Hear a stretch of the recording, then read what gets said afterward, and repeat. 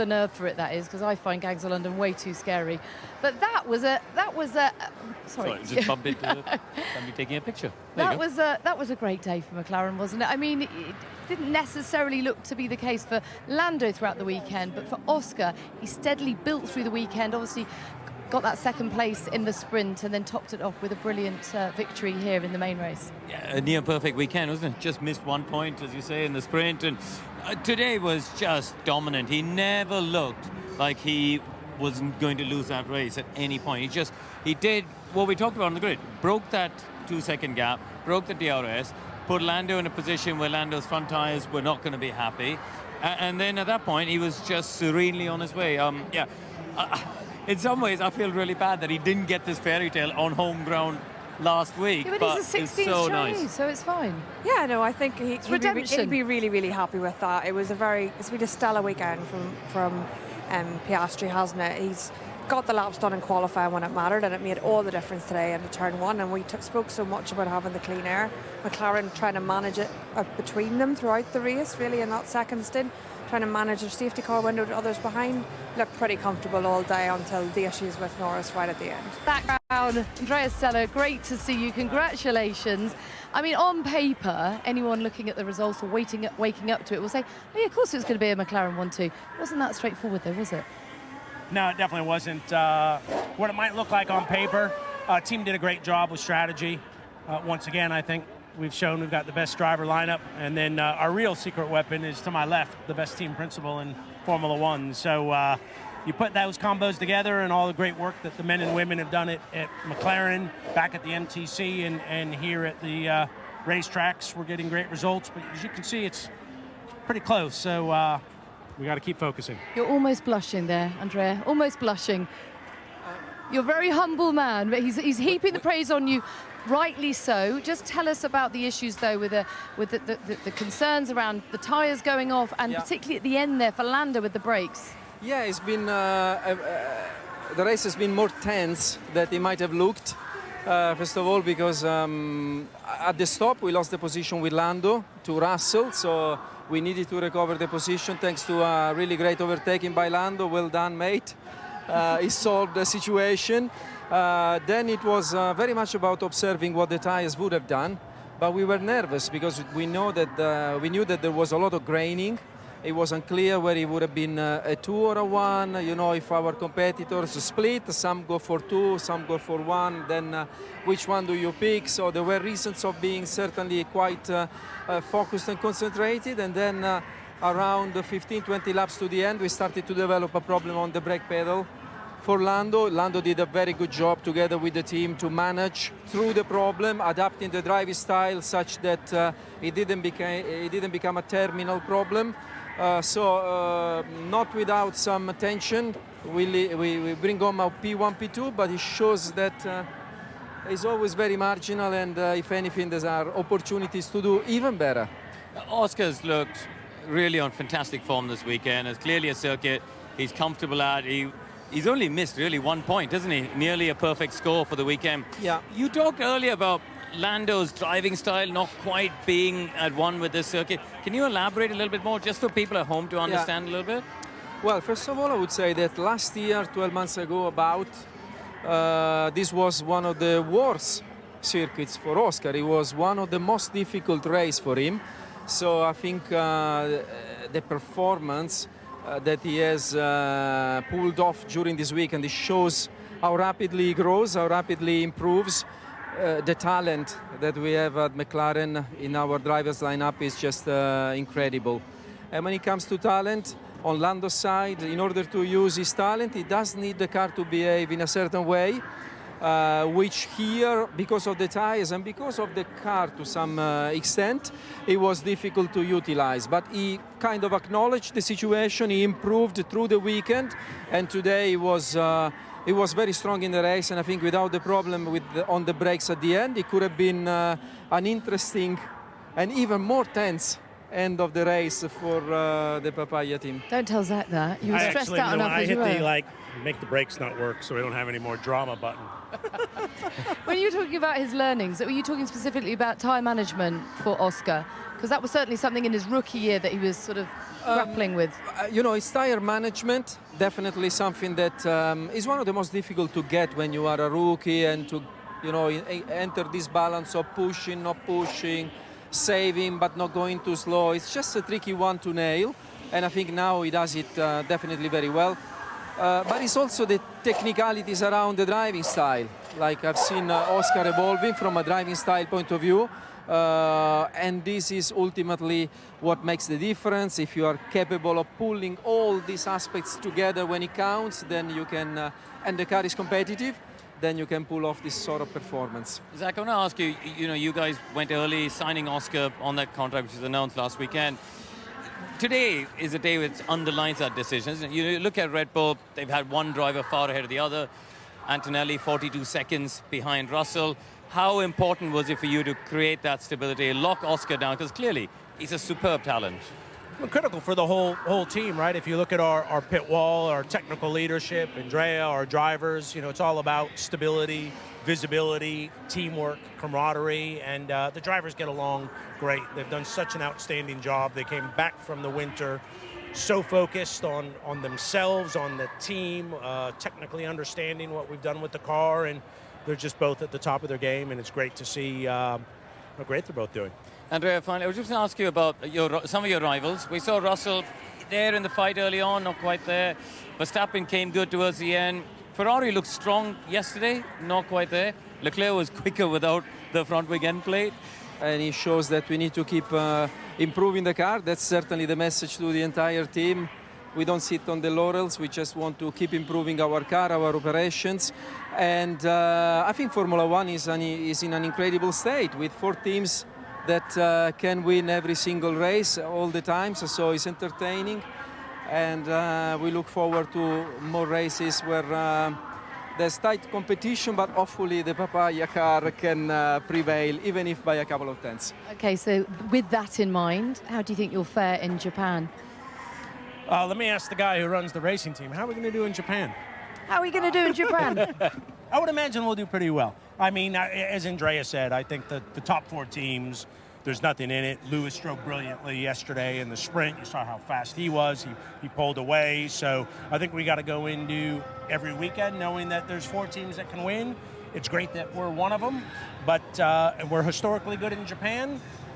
So it's such an epic circuit as well, isn't it? It's a great circuit. So Formula One, I think what we have predicted is this is going to be an epic season, and I think that's what we're starting to see. Great stuff. Well done today. Thank you very much for your time. We'll let you go and celebrate. All right. You deserve it. Thanks, everyone. Thank you. Okay, well, talking of one of those contenders, Ferrari, Charles Leclerc finishing in 5th today. Let's hear from him now. Charles, the damage from early on in the race, let's start with that incident first of all and your take on it. Yeah, I mean, honestly, it's not Lewis's fault at all, and on my side I was just around the inside trying to position the car for turn 3. And Lewis didn't know I was there. I did not expect Lewis to come back taking the apex at the moment he was on the outside. At the end, it's a racing incident. This is not the first and last time it will happen. It's a shame that it happens between the 2 red cars, but obviously there was no bad intentions for either of us. So that was unfortunate, and obviously that costed me quite a bit for the rest of the race. Well, it looked though like your car was quicker though, even with the wing damage. So was there potential, had they changed that front wing, you could have actually done even more? Did you want to change the front wing? What was the feedback you were getting? Of course, we are speaking about a big loss on my car, so there was for sure the potential to do a lot better. We didn't want to take the 8 seconds at the pit stop of changing a front wing, because then I will need to overtake cars, and we were very weak in turn 12, so that was making us very vulnerable with the cars behind, and it was very difficult to make any overtakes, because on the way up to turn 14 we were just too far off. So I didn't want to take that risk. I just wanted to keep track position by then and try to maximize the result. I think we did well. Yeah, a shame obviously for the damage. And you said the Mercedes looked like a dragster at times. It looks quick. Yeah, I mean, by what I meant by dragster was they had a very good traction after turn 12. I think we were stronger for most of the lap, but getting to turn 11 and 12, they were so fast. I don't know how much faster they are, probably like 5 tenths over 3 corners. And so that's enough for them to go away, and then very difficult for me to to make an overtake into turn 14. So that was tricky.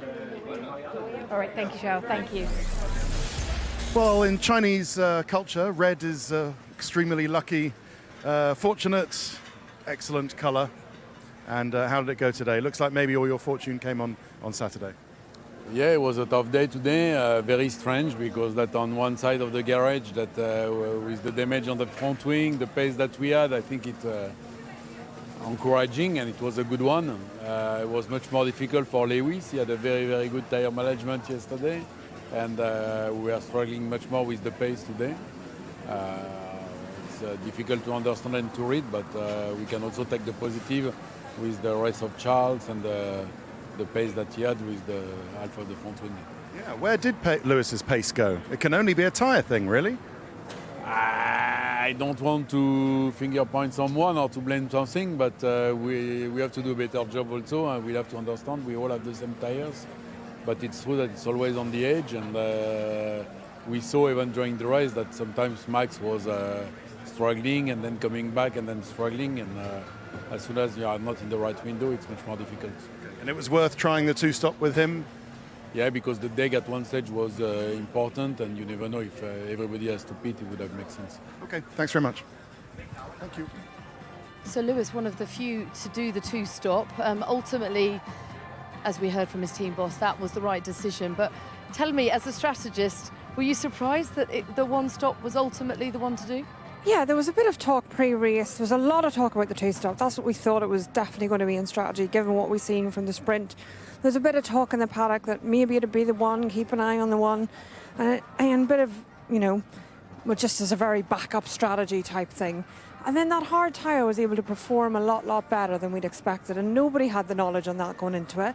I think the people that started on the hard tyre really helped out those that were going to it because they'd got information about how long it could go into the race. Ollie Behrman's just walking past us now, talking to Jock Clear, who's obviously been a big part of his development. I mean, we'll talk more about Ollie's day in a moment, but let's just bring it back to the two Ferrari drivers who are currently racing for the team, Lewis and Leclerc, coming together at the beginning of the race. And perhaps producing a bit more downforce. Look at you can see the left side is clearly closer to the ground, especially when it's going through those faster corners. Now, legally, you can't design a car without the end plates, right? That's so that they can't just take them off.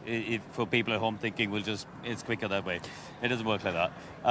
And frankly, they were very lucky that Lewis didn't get a puncture at their first corner. And I was just thinking with that wing, obviously the pace didn't suffer in those initial part of the stint or in the initial part of the race.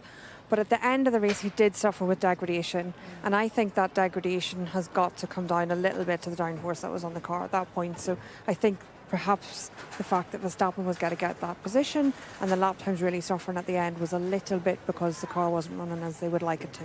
And ultimately, what we don't know, because it happened on lap one, is how much more pace Leclerc could have had. In the end, he finished 2 seconds ahead of Lewis. I don't think Lewis had a great day, to be honest. They tried the two-stop, but even on the one-stop, they'd already swapped cars, and he was already dropping back. So, in the end, I don't think it was a strategy that did Lewis in. He was sort of 2-3 seconds behind on the first stint. They tried the two-stop, he finished 2 seconds behind. It was just Leclerc had more pace. What we don't know is how much more pace he could have had if he didn't damage the wing. how much of it is a concern to the team and indeed the other drivers that front wing could just come off in the way that it did to Yuki Tsunoda? Yeah, I think, Yuki's was a bit of an odd sort of failure, if we say it like that.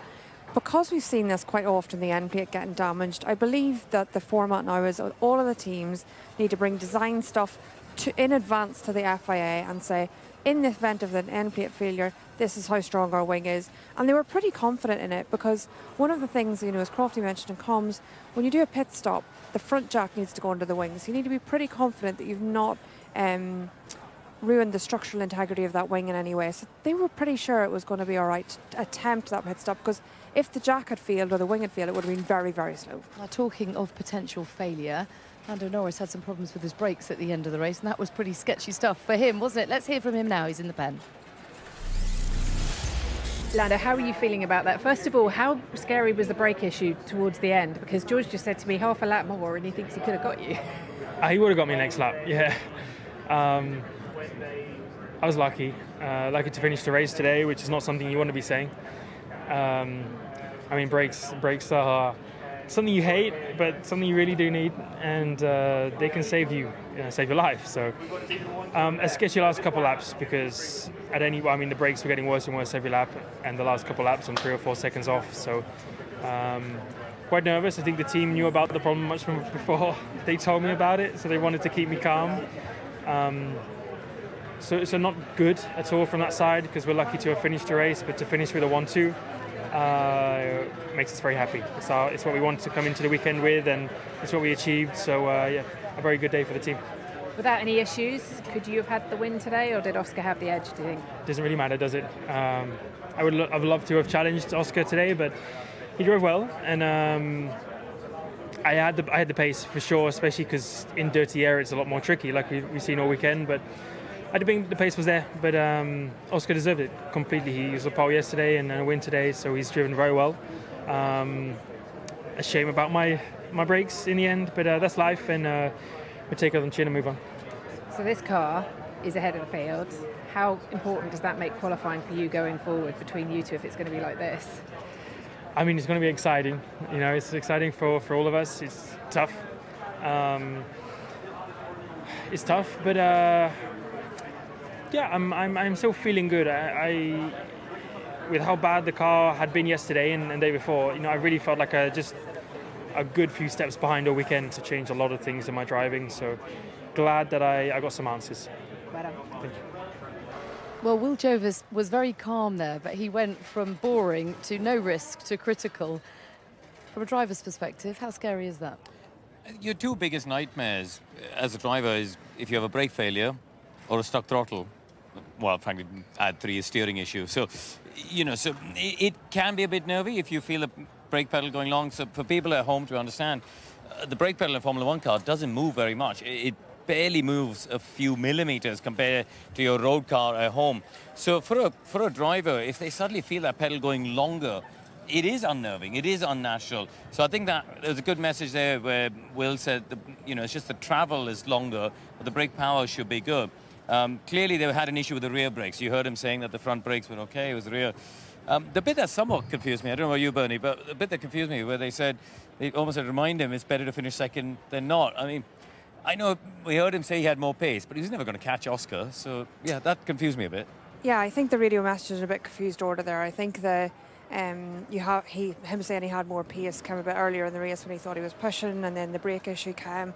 It's 2 different bits of the circuit, like you said, and it's interesting.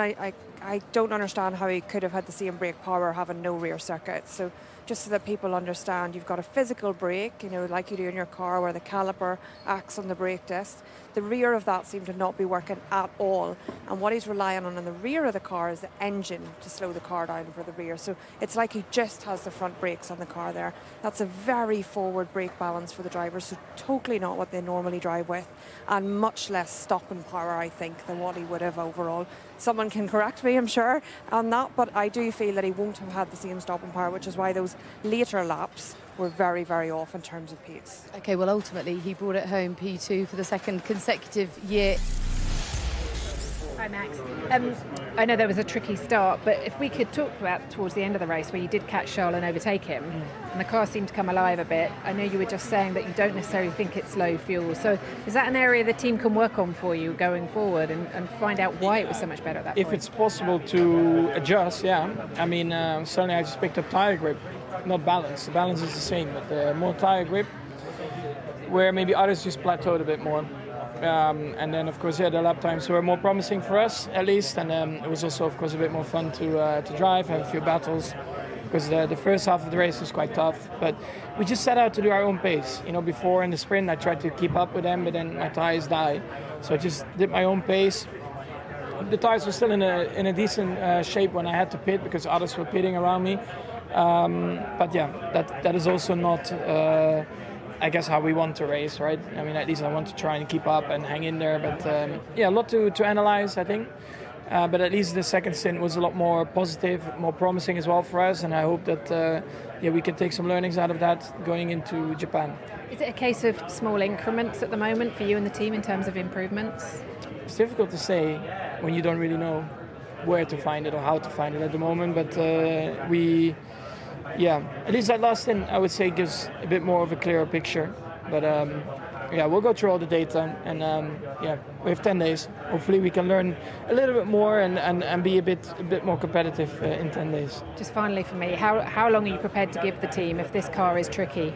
For much longer? Are you happy to just stay and help them work through it? I hear this all the time, but for me, nothing changes. I'm actually very relaxed. I'm very positive in my mind. I'm enjoying life, you know. So every time I jump in the car, I just try to do the best I can, and I'm not thinking about anything else, to be honest, because I feel good in life in general, if that's in the car, outside the car, and that's actually what matters the most.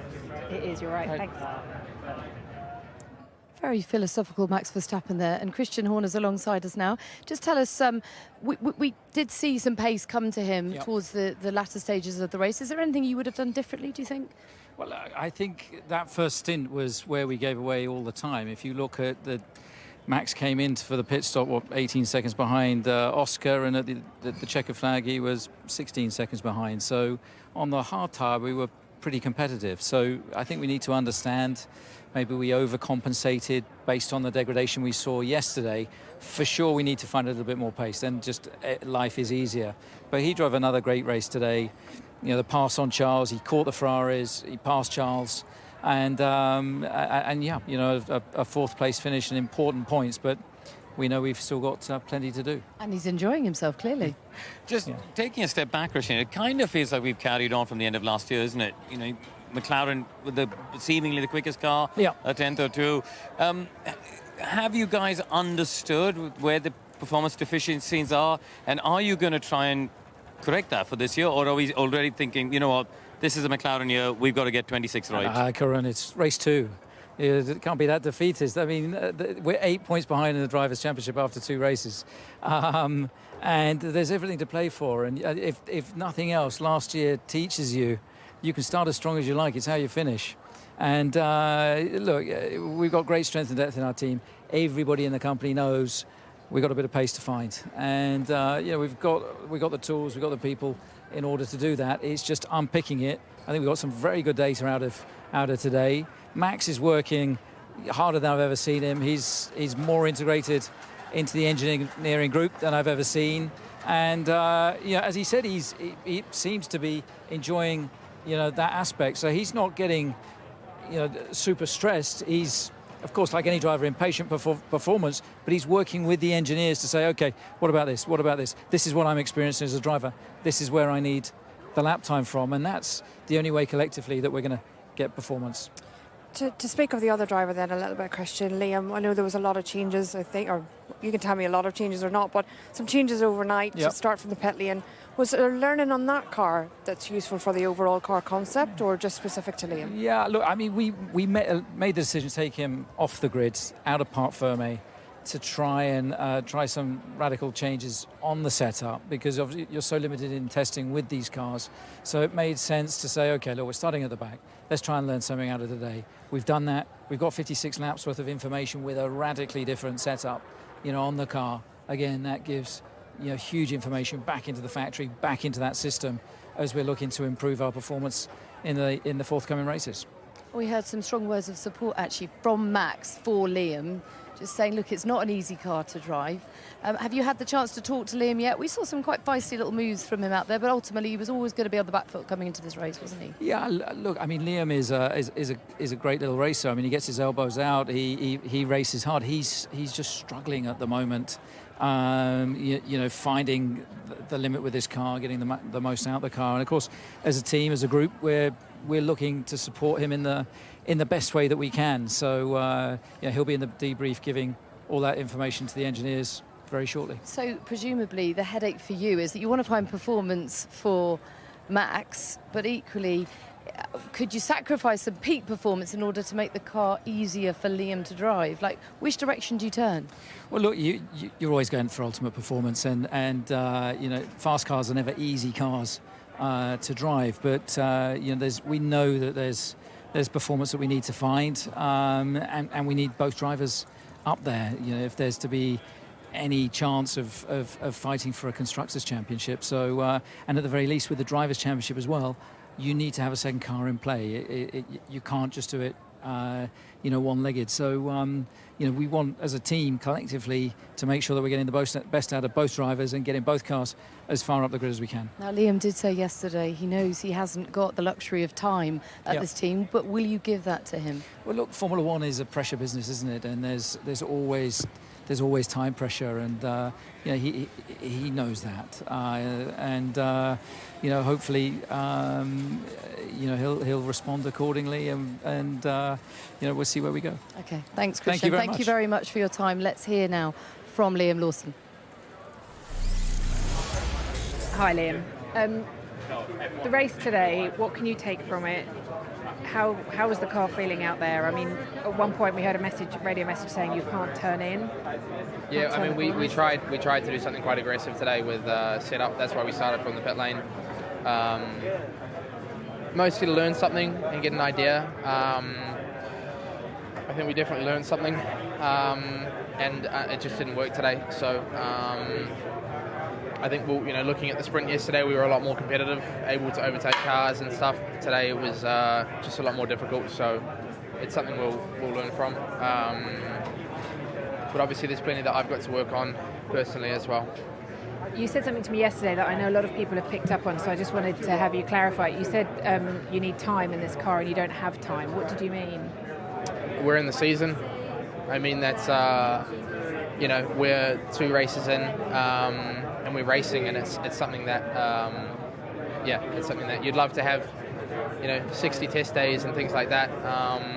And I know a lot of the other guys tested a lot out of season, and unfortunately it's not something we did, but it's not something we can do in this car anyway. So it's just one of those things.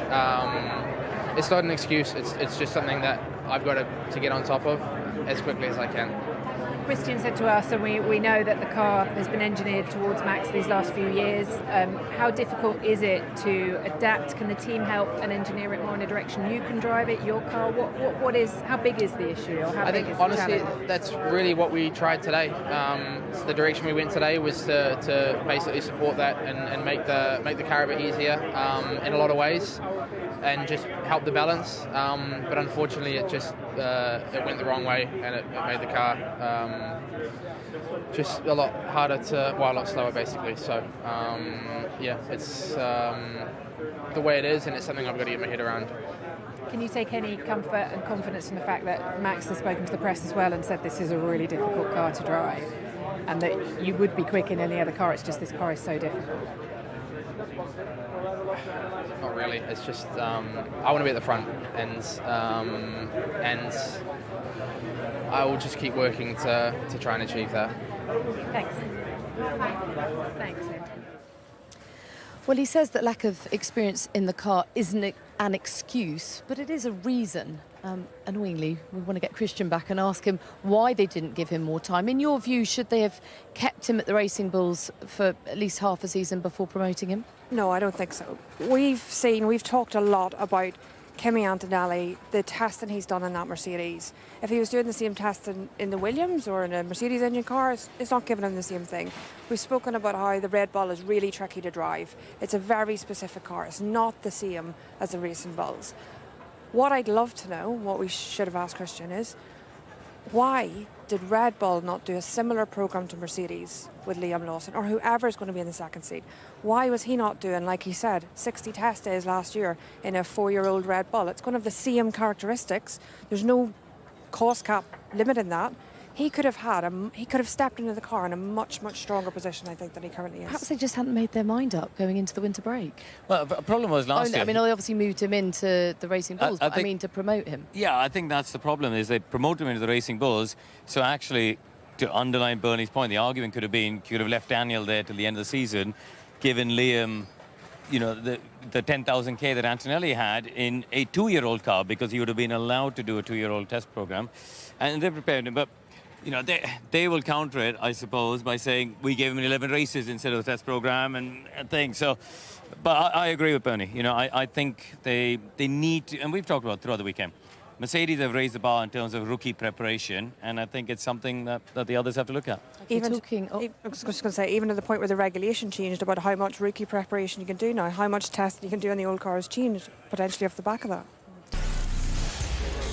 That must feel better, Ollie. That was a great job from you today. Some lovely moves as well. You're looking at the times up there right now. What are you thinking? No, just super happy. We did a great job. Good execution on everything. I was not expecting to do a one-stop. I was quite shocked when we pitted onto a medium. But no, the tyres were lasting much better than they were yesterday, and we did a great job with setup changes. So, no, the car was fantastic today. I was so happy. I was going to say, I mean, with Esteban as well being able to be up there in the top 10, is this a sign of this car going forward? Was it track specific? What do you think? I think this track definitely suits what we have. You know, it's the type of track that on paper is good for our car. Very smooth, not many bumps and stuff like that, which that's what we're looking for at the moment. We'll try and smoothen all the other ones out if we can. But no, it is partly due to the track, but I think we can continue a decent amount of form for the next few races. Great job today, well done. Esteban, Thank you. I'll shake your hand. Yeah, you gave me the hand, so I'll shake it. That was a great performance today. You must be really pleased. Very pleased. Was it your management, your time management? How did you do it? No, it's not only my management. I think the team turnaround, that we've done, from yesterday to the end of day in qualifying, and today it's been huge. From the words of Ayao, we didn't sleep very much and didn't eat very much. It was too hard to do so looking at the performance from Melbourne. So it's amazing to be where we are today. There is more to unlock from this car. There's more potential, so we need to keep going in this direction. But from strategy calls to where the car felt in comparison, I think it's been huge. So well done to everyone, and well done to Ollie as well, because for him to come back from that far in an alternate strategy, I think it's super great to be having both cars in the points today. I was going to say, you mentioned it, strategy calls. The undercut on Antonelli as well was brilliant. It worked out perfectly. It was not really an undercut, but I got it on track. I'm sorry. Yeah. We got it as an undercut. Okay. No, we've actually lost the position on that one. Lost to Pierre, and then obviously Kimi was in front, so I had to overtake Pierre, and then I overtook Kimi, which was very good. So a few things to review, but overall amazing strategy for everyone. Well done today, thank you. Well, Ayo, congratulations. Thanks for joining us on the pit wall. We could sense the nerves in your voice, but that must feel pretty sweet. What a difference a week makes. Yeah, honestly, I'm so proud of this team. Last weekend in Melbourne was a shock to us, and then this circuit's very different. So then, but the good thing is just the reaction from whole team. A load of points for you. Thanks very much. Well done. Thank you. And the rest of his team. So great job there by Ollie Bearman and also, of course, Esteban Ocon. 7 points for the team today. I mean, Benny, that's a huge result for them. They were nowhere. They came last in Australia. Is that because Australia, Albert Park, is something of an outlier? It's just a very different proposition here? I think it is a very different proposition here. It was very different difficulty with the tyres for a start. Australia with the wet conditions as well obviously played a part in that. I think they got a lot of things right today, particularly as Corinne went through there, that very long medium stint at the end for Bearman. I just did not see that pulling off. I thought he was going to have to stop again. Changing what the cars started on, one on medium, one on hard, that brought the team a lot of information that really helped their decisions later on as well. So good strength in the team today and what they did across both drivers and how they progressed. So it was a very different challenge to Australia. I was quite strong in what he said, that the high speed was a real issue there. They've changed some stuff in the setup. I'm sure they'll continue to develop going forward. So it's a good weekend for them. Yeah, and well, another teenager who did really well today was Kimi Antonelli. He scored points at both Grand Prix so far this season. He finished 8th. Kimi Antonelli, driver of the day. Yeah, super surprise. But it was a great drive, and then we didn't realise until the end when Toto told you had damage, so you didn't know you were carrying damage as well. Yeah, they didn't want to tell me because so I wouldn't panic probably. It was. I could feel something was weird from lap 1. The limitation. Yesterday was front limitation, front left, and today I was really struggling with the rear the whole race, which was quite unusual. I found it really weird.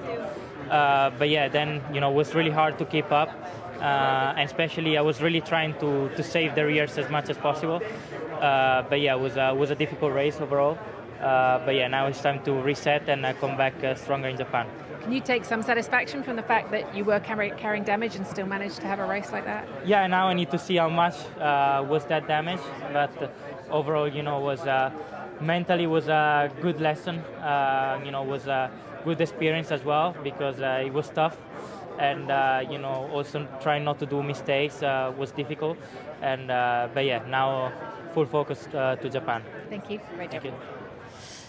Well, Kimi was pretty surprised to get driver of the day. There's two candidates to my left that probably deserved it as well. Congratulations. Wow, there you go. Oscar, congratulations. I mean... Our driver of the day. Stop it, you two. Congratulations, though. I mean, it must feel great to get that win under your belt for 25. Given what happened in Australia, it feels like a long time ago now, doesn't it? Yeah, it's amazing how much changes in a week. It's been a great weekend all round. I think we've had to do a lot of hard work as a team to pull off this result. It's not been as straightforward as it was in Australia. So we've had to work hard at it, and no, been. What are you laughing at? What are you laughing at? No, good. Who? Go on, tell us. It's been difficult, but we did a good job of turning the car around, making it. It's clearly been fast. I'm not putting that up for question, but we had to make it a bit easier to get a handle on, and we've done a great job. And I feel like I've had a really strong weekend personally, and it's nice to leave this weekend with the result that I really wanted last week. Just today's race, a lot of people went into it expecting to have that 2-stop strategy. It moved to the 1-stop. Either of you really can answer this one.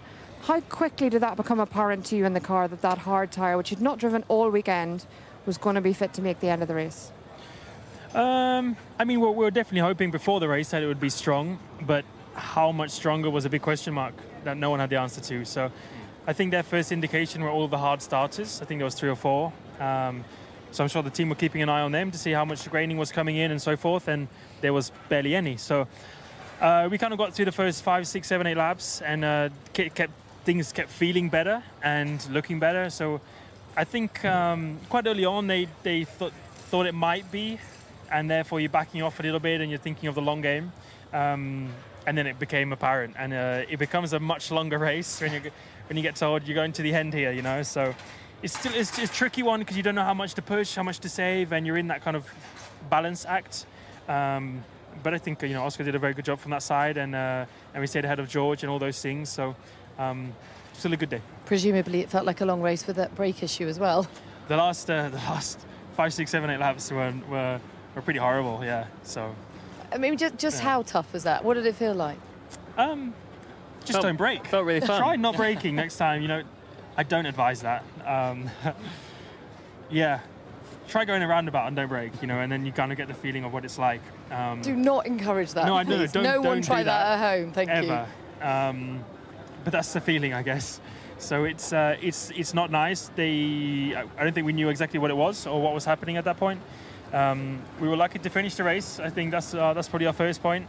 I think George is probably like a second behind me at the end. So it's definitely a driver's worst nightmare. Our brakes failing. That's something it's just a worse feeling when you go to press the brakes and nothing happens and your foot just goes to the floor. So I had just enough to finish, but 1 or 2 more laps, and I don't think I would have been. Can I ask a question, both of you? Because what was clear this weekend is qualifying was super important. I mean, we saw yesterday for you, just being in the pack, it's hard to come through. We saw other people struggling as well. How much focus are you going to have to put on qualifying when you get to Suzuka? Again, not an easy track to overtake on. Yeah, I mean, I think quite a lot. I think, as we find more and more downforce with these cars, they get harder and harder to overtake again. And I think that's kind of been the case over the last few years. And here is generally in the past a track that if you have a better race car on Sunday, you can make up those spots that you might have missed in qualifying. But I think this weekend, from what I've seen and heard from behind, it was pretty tough to make any progress. And I think here, just because of how fragile the tires were, you pushed for literally a lap in the sprint and you had to take about 5 trying to cool everything back down. So it's pretty tough, and qualifying is always going to be important. you guys knowing the car and knowing the strength of the car and the weaknesses of the car maybe a little bit, what's your feeling going into Japan? Where do you expect? Do you expect to have the upper hand again in Japan, or what are you thinking? I think so. I mean, the team are doing an amazing job on keeping the car as strong as it's been. You know, it's another year of the same regulations. It gets harder and harder to find these bits, this lap time, and more and more difficult to make the car quicker. For the team to have done such a job over the winter, you know, it's credit to them that they've given us a car like they have, because it shows how much everyone else is struggling to do such a thing. So a big thanks to everyone back at MTC and all the guys and girls here, because it's not easy. And when you listen to them talking and describing how difficult it is, you owe them a lot when you have a car that works as well as it's working.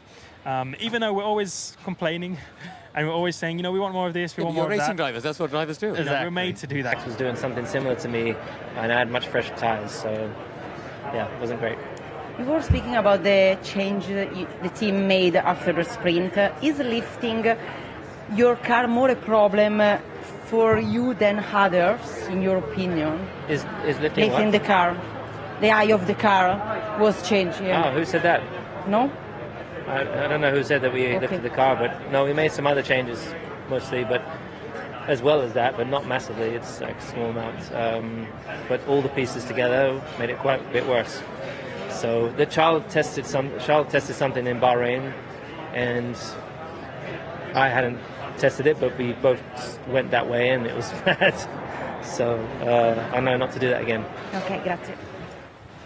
I mean, Oscar's saying that a week's a long time in Formula One. A day seems to be as well, Karoon, because when we saw him in the sprint, he looked fantastic. The performance was absolutely there, but then he talked about making those changes and it just taking the car away from him, leaving it on something of a knife edge. How frustrating is that as a driver when you felt good in the car? Why make any changes?